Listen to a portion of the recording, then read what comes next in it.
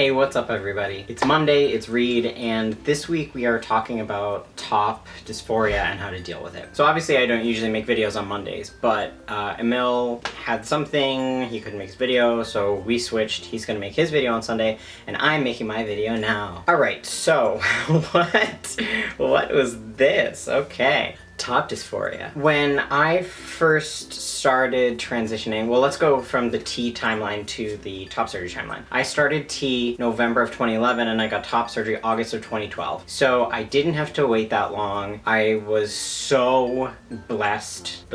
I was really lucky that I didn't have to wait that long. Yeah, I don't know what to say about that. There wasn't that much time where I was passing that I had to worry about top dysphoria. So there was that. However, there was time, a lot of time before that, that I was very dysphoric about my chest. Just having to bind. And that was basically the big thing for me, was I didn't want to have to bind. I don't know, it was sort of like a blessing in disguise, I think, at the time that I went to a women's college, because even if my chest was flat, I still wouldn't have really gotten the right pronouns, which is an interesting dynamic. That's something for another video. And I have made a couple videos on my personal channel about being a man at a women's college and what that experience was like for me.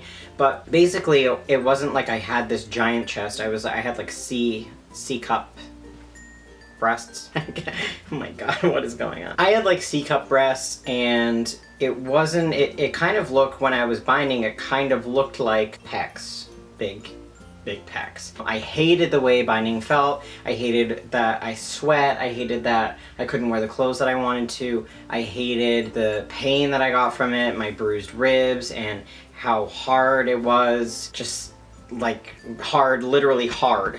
Not like difficult. Yeah, I hated it. I hated everything about it, and I wanted to not have them there. Basically, the way that I combated dysphoria is the way that I sort of deal with everything in life, which is writing things down. So I have this theory, which is not really a theory, it's just kind of a fact. I don't know how to articulate this. So I'm gonna compare it to when I feel depressed. So I feel really depressed, and I am like, okay, write down everything that you're feeling right now. So I write down everything that I'm feeling and why I'm feeling that way, or why I think I'm feeling that way, or as much as I can get out of my brain onto paper, I write down. And then later, when I read it and I look back on it, I can really reflect on it from like a different perspective, and maybe later I'm not depressed, or I'm really happy, or I've had a really great day and I'm feeling really good about myself. Then I'll go back and I'll read that entry and I'll be like, wow, you know, and I have sort of an insight on it, and why I feel different in the moment now, and how I can make that better, and basically like a pep talk, and then I write that down. So then next time I'm feeling depressed or I'm feeling similar, I can go back and I can read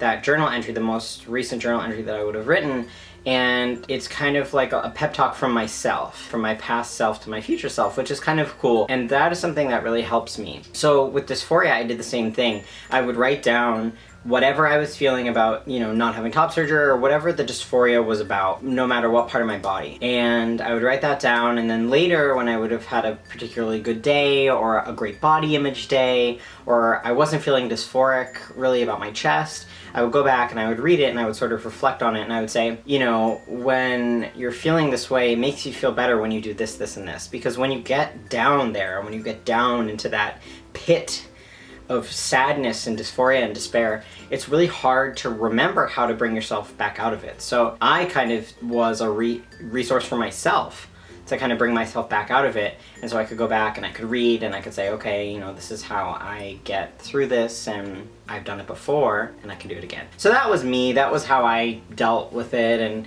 everybody's different. Some people don't like to write things down, so people don't think that they have anything to say, but you'd be surprised when you just kind of get your conscience streaming onto paper and see what happens, or type it up, or do anything. So that's my way of coping with top dysphoria when I had it, and I certainly do have it now after surgery. And this isn't to scare anyone who's pre-op, but there is some top dysphoria that comes after surgery for sure for some people. That's not everybody's experience, but that's been my experience, and I'm still dysphoric about my chest. And not that it's not flat, because it is, it's very flat, and I'm so grateful that I don't have to bind anymore. But just my scars and the way it's shaped, I don't know. So that's another thing for another time. But if you guys have any resources for other people, please leave them in the comments. This is one of the kinds of videos where I love to see people interacting in the comments because, you know, people might be struggling with things that other people also struggle with. So it's nice to see that people have a commonality there. All right, everybody, thank you for watching, and I'll see you all next week. Bye.